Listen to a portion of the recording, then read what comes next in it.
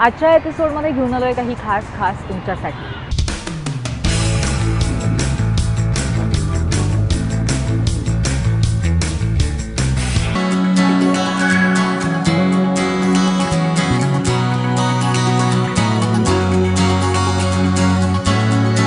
नमस्कार, मी सुमित।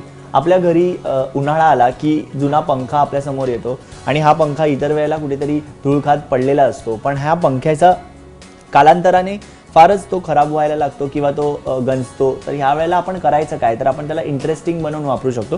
त्यासाठी हे मी पंख्याचं वरचं जे टोपण आहे ते काढून आतल्या पातींना पांढरा रंग मारून घेतलेला आहे आणि आता आपण त्याच्यावरती वेगवेगळे रंग लावणार आहोत आणि बघूयात काय इंटरेस्टिंग होतंय ते।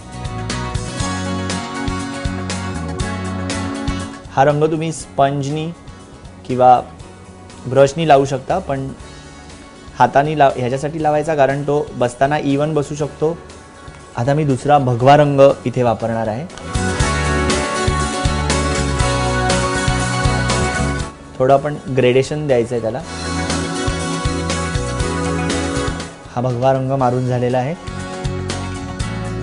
आता आपण तिसरा पिवळा रंग घेणार आहे।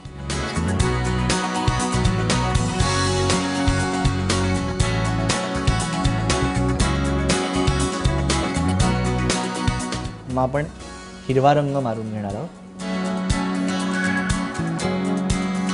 साधारण सगळे वेगवेगळे रंग याच्यासाठी घेतलेले आहेत वेगवेगळ्या पातींना, कारण ते रंग जेव्हा चालतील तेव्हा काय मॅजिक होतंय ते तुम्ही बघा। आणि शेवटच्या पातीला मी निळा रंग घेत आहे।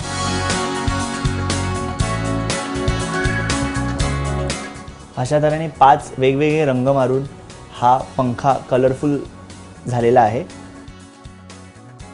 आणि हा अशा प्रकारे पंखा आता वाळून तयार झालेला आहे आणि आता आपण तो ऑन करणार आहोत आणि त्याचा आनंद घेणार आहोत। तुम्हाला दिसत असेल की वेगवेगळे रंग एकामेकात मिक्स झालेले तुम्हाला दिसत आहेत आणि एक वेगळाच अनुभव देऊन जात आहेत।